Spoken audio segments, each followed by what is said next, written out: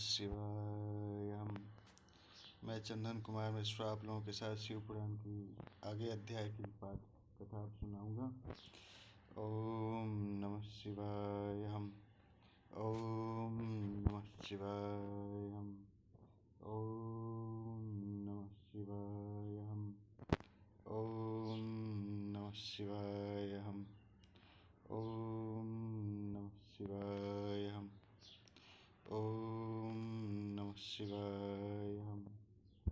ओम नमः शिवाय। ओम नमः शिवाय। ओम नमः शिवाय। ओम नमः शिवाय। ओम नमः शिवाय। ओम मंदारमाला कुलितालिकाय कपालमालांकितशेखराय दिव्यांबराय च दिगंबराय तस्मै नकाराय नमः शिवाय। ओम कर्पूरगौरं करुणावतारं संसारसारं भुजगेन्द्रहारं सदा वसन्तं हृदयारविन्दो भावं भवानी सहितं नमामि। ब्रह्मा मुरारी त्रिपुरान्तकारिं भानु शशिभूमिसुतौ बुधश्च गुरुश्च शुक्रो शनिराहुकेतुं सर्वे ग्रहाः शान्तिकराः भवन्तु। ॐ गणेशाय नमः। ॐ महालक्ष्म्यै नमः।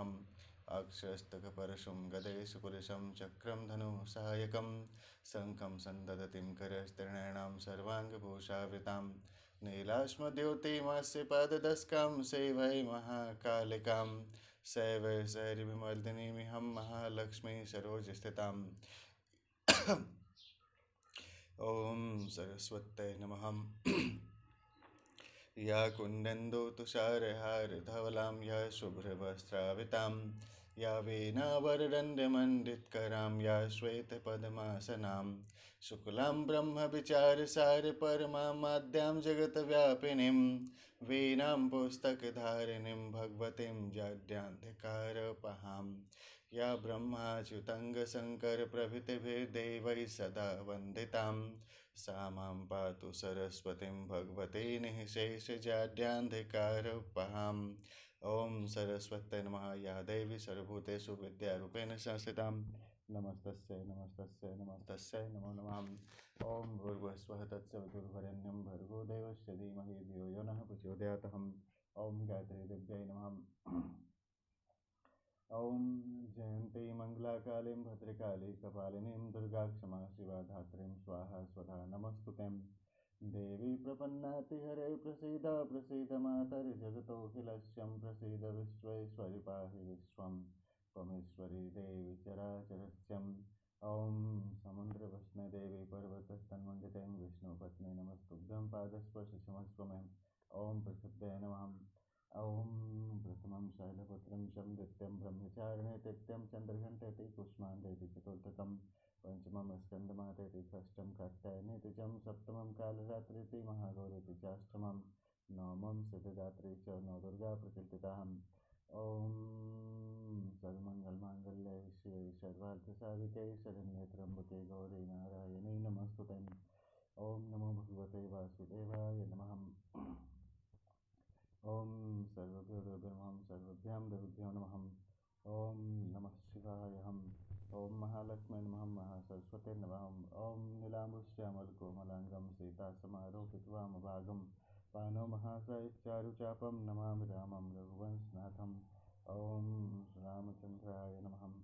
ॐ सरस्वतीदेव्यै नमः। ब्रह्मदेवाय नमः। विष्णुदेवाय नमः। शिवदेवाय नमः। लक्ष्मीदेव्यै नमः। कालीदेव्यै नमः। दुर्गादेव्यै नमः। ॐ अन्नपूर्णादेव्यै नमः। शिवदेवाय नमः। ॐ नमः शिवाय। तो विद्वानों, भक्तों और जिज्ञासुओं, मैं चंदन कुमार मिश्रा आप लोगों के साथ अपनी यूट्यूब कक्षा चैनल ID @चंदन माई विद्या पर शिव पुराण में आगे के एपिसोड की कथा कहता हूँ। भक्ति से बोलिए शिव भगवान की जय। तो चौथे अध्याय की इस कथा में अत्रीश्वर की महिमा का वर्णन कथा सुनिए। भक्ति से बोलिए शिव भगवान की जय। सूत जी बोले कि हे ऋषियों, तपस्या करते हुए महर्षि अत्रि को बहुत समय बीत गया था।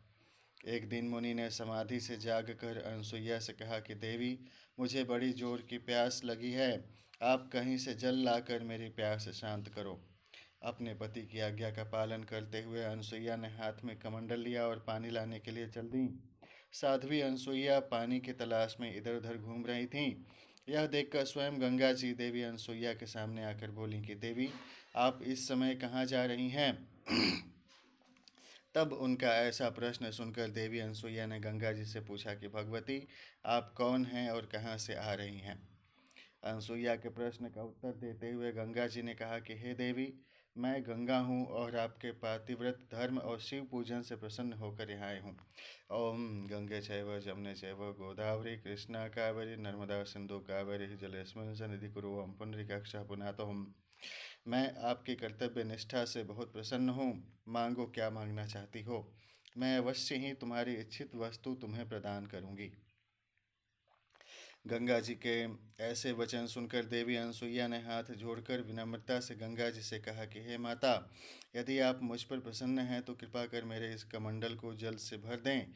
मेरे पति प्यासे हैं, मैं उनकी प्यास बुझाना चाहती हूँ। तब देवी गंगा बोली कि पति परायणे, आप पृथ्वी में एक गड्ढा खोदिए, मैं यहाँ विराजमान हो जाऊंगी, तब तुम पानी से कमंडल भर लेना। गंगा जी के आदेशानुसार देवी अनसुईया ने गड्ढा खोद दिया। फिर गंगा जी उस गड्ढे में समा गईं। वह गड्ढा जल से भर गया। यह दृश्य देखकर अनसुईया बहुत प्रसन्न हुई। उन्होंने अपना कमंडल जल से भर लिया और बोली कि हे भगवती, पतित पावनी गंगे, यदि आप मुझ पर प्रसन्न हैं तो कृपा करके इसी प्रकार इस गड्ढे में निवास कीजिए। जब तक मेरे पति यहाँ आकर आपके दर्शन न कर लें, आप यहीं पर स्थित रहिए। यह कहकर अनसुईया जल से भरा कमंडल लेकर आश्रम में लौट आईं। वहां आकर उन्होंने अपने पति अत्रि को जल पिलाया। उस मधुर शीतल जल को पीकर महर्षि तृप्त हो गए। जब उन्होंने अपने आसपास देखा तो उन्हें सूखे फल फूलहीन वृक्ष देखकर ज्ञात हो गया कि अभी तक वर्षा नहीं हुई है।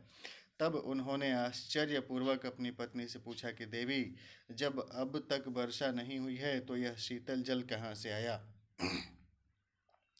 अपने पति के वचन सुनकर अनसुईया ने अपने पति से कहा कि हमारे शिव आराधना व आपकी तपस्या से प्रसन्न होकर स्वयं गंगा जी यहाँ पधारी हैं और हमारे आश्रम की शोभा बढ़ा रही हैं। यह बताकर अनसुईया अपने पति को साथ लेकर गंगा जी के पास गईं। वहाँ महर्षि अत्रि ने सपत्नीक श्री गंगा जी की स्तुति करना आरंभ कर दिया। तत्पश्चात गंगा स्नान करके संध्या बंदन किया। तब गंगा जी ने दोनों पति पत्नी से वहाँ से जाने की आज्ञा मांगी। तब महर्षि अत्रि बोले कि हे पतित पावनी गंगा, यदि आप हम पर प्रसन्न हैं तो कृपा कर सदा के लिए इसी तपोवन में निवास करें। माते यहाँ विराजमान होकर विराज कर हमें कृतार्थ करें। अनसुईया और महर्षि अत्रि की प्रार्थना सुनकर श्री गंगा जी ने कहा कि हे अनसुईये, यदि तुम 1 वर्ष तक शिव पूजा और पति सेवा का फल मुझे दे दो तो मैं देवताओं और ऋषि मुनियों के हित के लिए यहाँ निवास करूँगी। तब जगत के कल्याण के लिए देवी अनसुईया ने 1 वर्ष की तपस्या का पुण्य गंगा जी को अर्पित कर दिया। यह देखकर त्रिलोकीनाथ भगवान शिव तुरंत उस पार्थिव शिवलिंग से प्रकट हो गए। शिव जी के साक्षात दर्शन पाकर पति पत्नी बहुत प्रसन्न हुए और हाथ जोड़कर शिव जी की स्तुति करने लगे। यह देखकर शिव जी बोले कि साध्वी अनसुईये, मैं आपके लोकहित के इस कर्म से बहुत प्रसन्न हूँ। मांगो, क्या मांगना चाहती हो? मैं तुम्हें तुम्हारी इच्छित वस्तु अवश्य प्रदान करूँगा। तब पति पत्नी ने भगवान शिव के दर्शन किए एवं उनका विधि विधान से पूजन किया। भगवान शिव के बार बार पूछने पर अनसुईया एवं महर्षि अत्रि बोले कि हे कृपा निधान देवाधिदेव भगवान शिव, यदि आप हम पर प्रसन्न हैं तो आप देवी पार्वती सहित यहाँ ही निवास करें, ताकि यहाँ वर्षा हो, अन्न उत्पन्न हो और सभी प्राणियों का कल्याण हो। तब उनकी बात सुनकर भगवान शिव बोले कि हे अनसुईये व मुनि अत्रि, जैसा आप चाहते हैं वैसा ही होगा। यह कहकर भगवान शिव पार्थिव शिवलिंग में समा गए और अत्रीश्वर नाम से प्रसिद्ध हुए।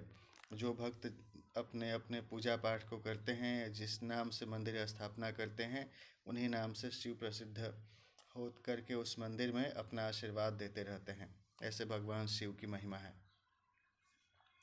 पतित पावनी श्री गंगा जी भी मंदाकिनी नाम से विख्यात होकर उस कुंड में सदा के लिए स्थापित हो गईं। फिर महर्षि अत्रि का वह आश्रम पुनः पहले की भांति हरा भरा हो गया। भक्ति से बोलिए शंकर भगवान की जय। 5वें अध्याय की कथा है नंद केश की महिमा के वर्णन की कथा सुनिए। भक्ति से बोलिए शिव भगवान की जय।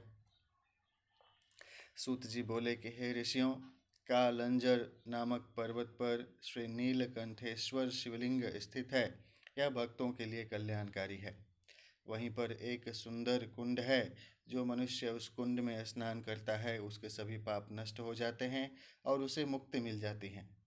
रेवा नदी के किनारे असंख्य शिवलिंग हैं जो अमोघ फल देने वाले हैं। इनकी महिमा अनंत है। भक्ति से बोलिए अनंत भगवान की जय। मैं आपको भगवान शिव के लिंगों की महिमा के बारे में बताता हूँ। आर्तेश्वर नामक ज्योतिर्लिंग पापों का नाश करने वाला है। यहीं पर परमेश्वर व सिद्धेश्वर नामक शिवलिंग भी है। रेवा नदी के किनारे रामेश्वर, कुमारेश्वर, पुंडरेश्वर, मंडलेश्वर एवं तीक्ष्णेश्वर नामक शिवलिंग हैं।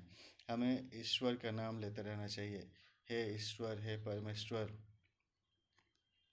हम सब पे अपनी कृपा दृष्टि बनाए रखें।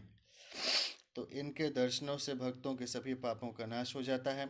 नर्मदा नदी के किनारे स्थित धूंधुरेश्वर, शालेश्वर, कुंभेश्वर, सोमेश्वर, नीलकंठेश्वर, मंगलेश्वर व नंदिकेश्वर नामक शिवलिंग सभी कामनाओं को पूरा करने वाले तथा मुक्ति प्रदान करने वाले हैं। ऋषियों ने कहा कि हे सूत जी, अब आप हम पर कृपा करके हमें नंदिकेश्वर शिवलिंग की महिमा के बारे में बताइए। ऋषियों का अनुरोध मानकर सूत जी ने नंदकेश शिवलिंग की महिमा के विषय में बताना शुरू किया। वे बोले कि रेवा नदी के किनारे कर्णी नामक नगरी है। उस नगरी में एक ब्राह्मण अपनी पत्नी और 2 पुत्रों के साथ रहते थे। जब वे वृद्ध हो गए तब ब्राह्मण अपने परिवार को वहीं छोड़कर स्वयं शिव नगरी काशी चले गए। कुछ समय पश्चात वहाँ पर उनकी मृत्यु हो गई। जब ब्राह्मणी और उसके पुत्रों को इसकी सूचना मिली तो उन्होंने काशी जाकर ब्राह्मण की अंत्येष्टि एवं अन्य संस्कार किए। तत्पश्चात वे वापस घर लौट गए। कुछ समय बाद ब्राह्मणी का भी अंत समय निकट आ गया। वह बीमार रहने लगी थी। तब उसने अपने पुत्रों को बुलाकर उन्हें अपनी अंतिम इच्छा बताई। ब्राह्मणी बोली कि पुत्रों, मेरी मृत्यु के पश्चात मेरी अस्थियों को गंगा जी में प्रवाहित करना तथा मेरा पिंडदान एवं श्राद्ध काशी में ही करना। पुत्रों ने उनकी इच्छा पूरी करने का वचन दिया। जैसे ही बड़ा पुत्र सुवाद माता के लिए पानी लेने गया, उसने प्राण त्याग दिए। अपनी माता की आखिरी इच्छा पूर्ण करने हेतु सुवाद ने उसकी अस्थियों को काशी ले जाने का निश्चय किया। उसे 20 योजन का मार्ग तय करना था। रास्ते में ही रात घिर गई। तब सुवाद ने एक ब्राह्मण के यहाँ रात गुजारने का फैसला किया। उस ब्राह्मण के घर रुककर सुवाद भगवान शिव का पूजन करने के पश्चात वहीं पर विश्राम करने लगा। तभी वहाँ उसे एक अद्भुत बात दिखाई दी। भक्ति से बोलिए शिव भगवान की जय। अब 6वें अध्याय की कथा सुनिए। ब्राह्मणी की सद्गति व मुक्ति के वर्णन की कथा सुनिए। भक्ति से बोलिए शिव भगवान की जय। सूत जी बोले कि हे ऋषियों, जिस ब्राह्मण के घर में सुवाद ठहरा था वह सुबह शाम दोनों समय अपनी गायों का दूध निकाला करता था। आज भी उसने अपनी स्त्री से कहा कि बर्तन दे दो, मैं दूध निकालता हूँ। तब उसकी पत्नी ने दूध का पात्र दे दिया और बछड़े को खोलकर गाय के पास भेज दिया। परंतु बछड़े ने जैसे ही थोड़ा सा दूध पिया, उसे तुरंत गाय के पास से हटा दिया गया। माँ के पास से हटा देने पर बछड़ा उछलने लगा, जिससे ब्राह्मण के पैर में ठोकर लग गई। क्रोधित होकर ब्राह्मण ने बछड़े को बहुत पीटा और गाय का दूध निकाल लिया। गाय दुखी होकर रोने लगी कि अपने बच्चे को दूध भी नहीं पिला सकती। मैं अपने बच्चे को पीटते हुए देखती रही, परंतु उसकी कोई मदद नहीं कर सकी। तब बछड़ा अपनी माता को समझाने लगा कि माता, तुम धैर्य रखो, जो जैसा करता है वह उसी का फल भी भोगता है। अपने बछड़े की ज्ञान भरी बातें सुनकर गाय बोली कि मैं जानती हूँ कि तुम सही कह रहे हो, परंतु अपने पुत्र की दुर्दशा मुझसे देखी नहीं जाती। मुझे उस ब्राह्मण को दंड देना ही होगा, क्योंकि यदि मैं कुछ नहीं करूँगी तो यही सब बार बार होगा। तब बछड़ा अपनी माता से बोला कि माँ, यदि आप ब्राह्मण को मारोगी तो आपको ब्रह्म हत्या का पाप लगेगा।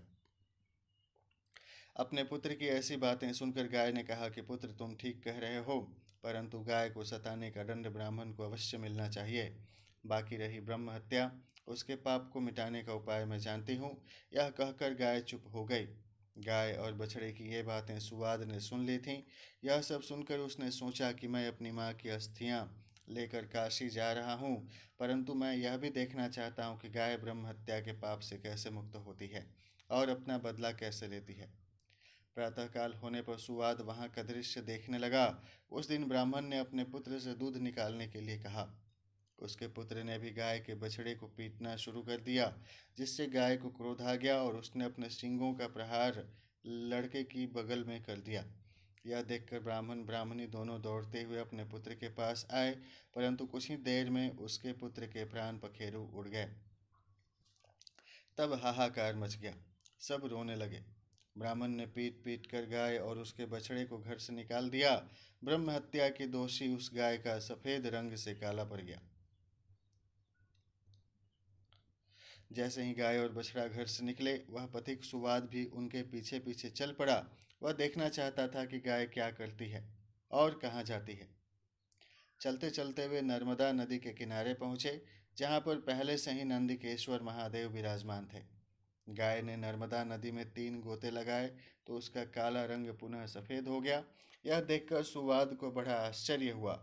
गाय वहाँ से निकलकर कहीं अन्यत्र चली गई। तब नर्मदा को प्रणाम कर ब्राह्मणी पुत्र सुवाद ने भी नदी में स्नान किया। फिर नंदिकेश्वर का विधि पूर्वक पूजन करने के पश्चात वह काशी को चल पड़ा। रास्ते में सुवाद को एक युवती दिखाई दी, जिसने सुंदर वस्त्र एवं अलंकार धारण किए हुए थे। उसने सुवाद से पूछा कि ब्राह्मण देवता, आप इस प्रकार प्रसन्न होकर कहाँ से आ रहे हैं और कहाँ जा रहे हैं। तब सुवाद ने उस युवती को सारी बातें बता दी और कहा कि मैं अपनी माता की आज्ञा को पूर्ण करने हेतु उनकी अस्थियां काशी ले जा रहा हूँ। तब यह सुनकर वह युवती बोली कि ब्राह्मण, तुम बहुत भोले भाले हो। यह तीर्थ अत्यंत पवित्र है। प्रति वर्ष वैशाख शुक्ल पक्ष के सप्तमी के दिन नर्मदा की पवित्र धारा में स्वयं गंगा जी आती हैं। आज वही शुभ दिन है, इसलिए तुम अपनी माता की अस्थियों को यहीं प्रवाहित कर दो। यह कहकर वह युवती अंतर्ध्यान हो गई। सुवाद पुनः नर्मदा नदी की ओर लौटकर आया। तभी उसकी पवित्र धारा में सुवाद ने अपनी माता की अस्थियां प्रवाहित कर दीं। तभी उसे एक दिव्य दृश्य दिखाई दिया। उसकी माता दिव्य देह धारण किए शिवलोक को जा रही थीं और उसे आशीर्वचन देते हुए कह रही थीं कि तुम धन्य हो, तुमने अपनी माता को सद्गति प्रदान कर दी है। पुत्र को आशीर्वाद देते हुए वह ब्राह्मणी शिवलोक को चली गई। भक्ति से बोलिए शिव भगवान की जय। अब 7वें अध्याय की कथा है नंदिकेश्वर शिवलिंग की स्थापना की कथा सुनिए। भक्ति से बोलिए शिव भगवान की जय। यह कथा सुनकर ऋषियों ने सूत जी से पूछा कि हे भगवान सूत जी, वैशाख शुक्ल पक्ष की सप्तमी को गंगा जी नर्मदा नदी में क्यों आती हैं? वहाँ भगवान शिव का ज्योतिर्लिंग नंदिकेश्वर कैसे स्थापित हुआ? कृपया कर हमारी इस जिज्ञासा को शांत कीजिए। ऋषियों के प्रश्नों को सुनकर सूत जी बोले कि एक बार की बात है, नर्मदा नदी के किनारे ऋषि का नाम की एक विधवा ब्राह्मणी रहा करती थी। तरुणावस्था में ही उसका पति पूर्व जन्म के पापों के कारण चल बसा था। तभी से ऋषि का भगवान शिव के चरणों का ध्यान करने लगी तथा उसने अपना सारा जीवन शिव जी के पूजन ध्यान और व्रत में लगा दिया। उसने एक पार्थिव शिवलिंग स्थापित किया और महादेव जी की कठोर तपस्या करनी आरंभ कर दी। एक दिन एक बलवान मायावी राक्षस घूमता हुआ उस स्थान पर आ गया और बाल विधवा तपस्विनी को देखकर उस पर मोहित हो गया, परंतु वह ब्राह्मणी अपनी आराधना में ही लगी रही। तब वह उसे डरा धमकाकर पाने की कोशिश करने लगा। तब ऋषिका डर कर शिव जी की मूर्ति से चिपक कर रोने लगी और शिव जी से रक्षा करने हेतु प्रार्थना करने लगी। भक्त वत्सल भगवान शिव तुरंत अपने भक्त की रक्षा के लिए उस ज्योतिर्लिंग से प्रकट हुए और उस पापी राक्षस को भस्म कर दिया।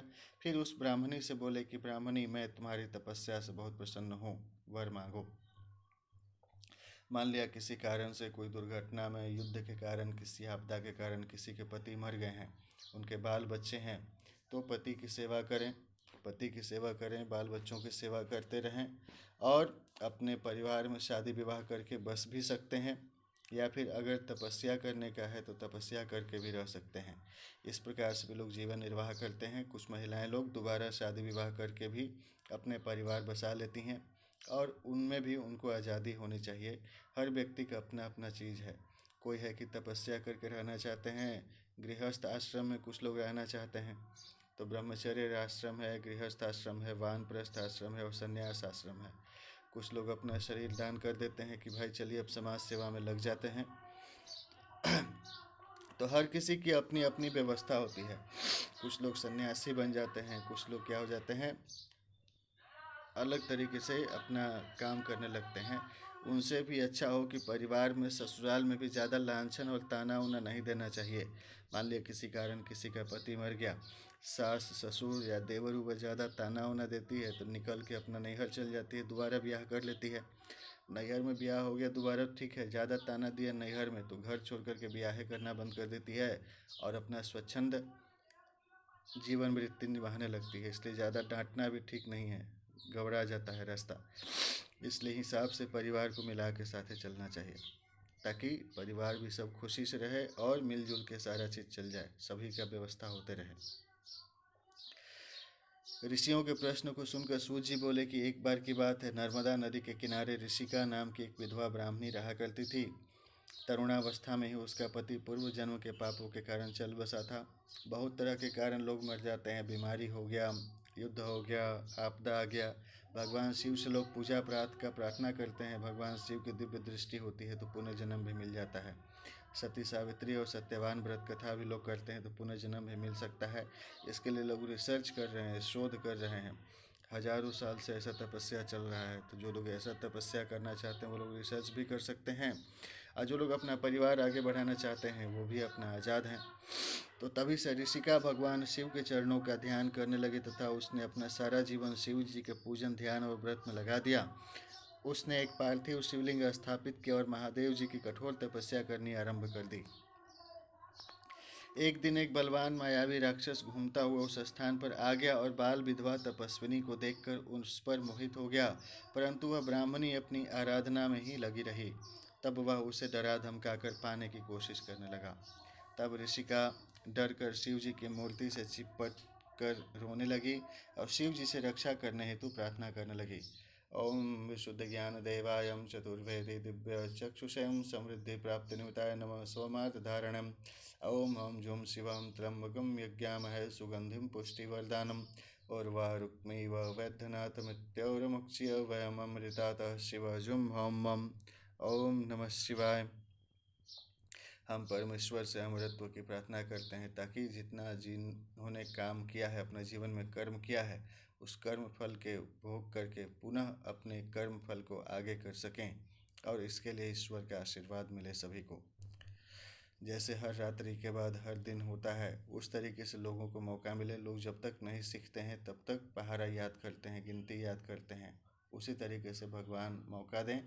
बार बार वर मांगहूँ हर्षिदेत श्री रंगपत सरोज अद अनपायनी भक्ति सदा सत्संग सियावर रामचंद्र की जय, ब्रह्मदेव की जय।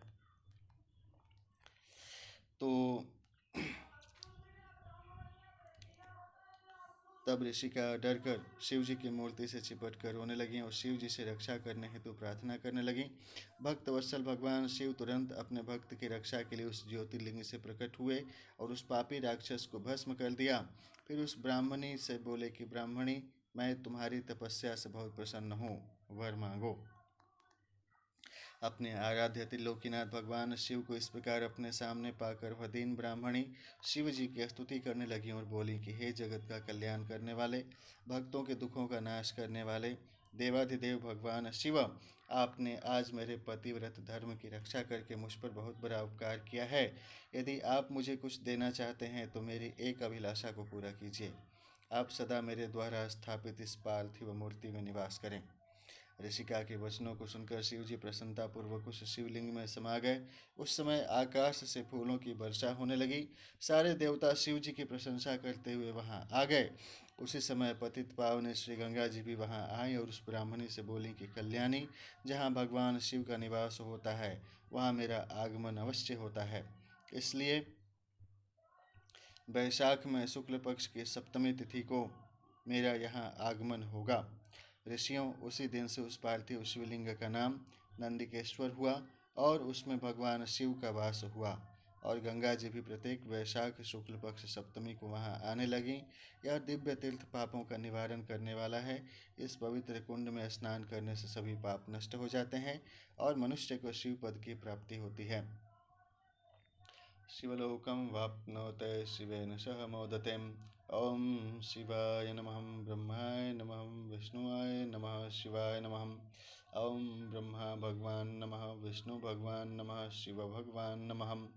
ओम सरस्वती भगवती नमः। लक्ष्मी भगवती नमः। काली भगवती नमः। दुर्गा भगवती नमः। समुद्रा भगवती नमः। पृथ्वी भगवती नमः। लक्ष्मी भगवती नमः। दुर्गा भगवती नमः। गायत्री भगवती नमः। पृथ्वी भगवती नमः। ओम सर्वेभ्यो देवेभ्यो नमः। सर्वेभ्यां देवेभ्यां नमः। सर्वे भवन्तु सुखिनः। सर्वे सन्तु निरामयां। सर्वे भद्राणि पश्यन्तु मा कश्चित् दुर्भागं भवेताम्। ओम गुरुर्ब्रह्मा गुरुर्विष्णु गुरुर्देवो महेश्वर गुरुर्साक्षात् परं ब्रह्म तस्मै श्री गुरुवे नमः। ओम महासरस्वती देव्यै नमः। बोलिए हर हर महादेव की जय। ओम कर्पूरगौरं करुणावतारं संसारसारं भुजगेन्द्रहारं सदा वसन्तं हृदयारविन्दे भावं भवानीं सहितं नमामि। त्वमेव माता च पिता त्वमेव बन्धु च सखा त्वमेव विद्याद्रविणं त्वमेव सर्वं मम देवदेवं। सर्वे भवन्तु सुखिनः। सर्वे सन्तु निरामयां। सर्वे भद्राणि पश्यन्तु मा कश्चित् दुर्भागं भवेताम्।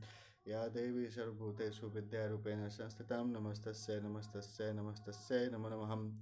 रोगान् शेषान् अपहांसि तुष्टां रुष्टातु कामान् सकलान् अभीष्टान्। त्वमाश्रिताणां न विपन्नराणां त्वमाश्रितां ह्याश्रयतां प्रयान्तीं। दुर्गे स्मिता हरसि भीतिं शेषजन्तौ स्वस्थे स्मिता मतिमतीवं शुभां ददासिं। दारिद्र्यदुःखभयहारिणिका त्वदन्यां सर्वोपकारकरणाय सदया दृचित्तां। या श्रीस्वं सुकृतिणां भवने स्वलक्ष्मीं पापात्मनां कृतदिनां हृदयेषु श्रद्धां सत्तां कुलजनप्रभवस्य लज्जां तां नता स्म परिपालय देवी विश्वम्। ओम शूलेन पाहि नो देवीं पाहि खड्गेन चाम्बिके घण्टास्वनेन न पाहिं चापज्ञाने स्वनेन चम्। ओम ऐं अगुष्ठाभ्यां नमः। ह्रीं तज्ज्ञिभ्यां नमः। क्रीं मध्यमाभ्यां नमः। चामुण्डाय नामिकाभ्यां नमः। विच्चै कनिष्ठिकाभ्यां नमः। ओम ऐं ह्रीं क्रीं चामुण्डाय विच्चै अस्त्राय फटम्। ओम ऐं हृदयाय नमः। ह्रीं शिरसे स्वाहा। क्रीं शिखाय वस्तं चामुण्डाय कवचाय हुं विच्चै नेत्रत्राय भवशटम्। ओम ऐं ह्रीं क्रीं चामुण्डाय विच्चै अस्त्राय फटम्। ओम विद्युद्दां समप्रभां मृगपति स्कन्धे स्थितां भीषणां कन्याभिकर्वाबाटखेलविलसद्दस्ताभिरां सेवितां। हस्तै चक्रगदाशिखेटविष्कांश्चापं गुणं तर्जनीं बिभ्राणामण्डलात्मिकां शशिधरां दुर्गां त्रिनेत्रां भजेम्। ओम विद्युद्दां समप्रभां मृगपति स्कन्धे स्थितां भीषणां कन्याभिकर्वालखेटविलसद्दस्ताभिरां सेवितां। हस्तै चक्रगदाशिखेटविष्कांश्चापं गुणं तर्जनीं बिभ्राणामनलात्मिकां शशिधरां दुर्गां त्रिनेत्रां भजेम्। ओम विद्युद्दां समप्रभां मृगपति स्कन्धे स्थितां शीतलां कन्याभिकर्वालखेटविलसद्दस्ताभिरां सेवितां। हस्तै चक्रगदाशिखेटविष्कांश्चापं गुणं तर्जनीं बिभ्राणामनलात्मिकां शक्तिधरां दुर्गां त्रिनेत्रां भजेम्। ओम ब्रह्मदेवाय नमः। विष्णुदेवाय नमः। शिवदेवाय नमः। ऐं सरस्वती भगवती नमः। ह्रीं लक्ष्मी भगवती नमः। क्रीं काली भगवती नमः। चामुण्डाय विच्चै नमः। ओम ग्लौं हुं क्रीं जुं शिव ज्वालय ज्वालय ज्वल ज्वल प्रज्वल प्रज्वलम्। ऐं ह्रीं क्रीं चामुण्डाय विच्चै नमः। ज्वल हं शं लं छं फट् स्वाहा।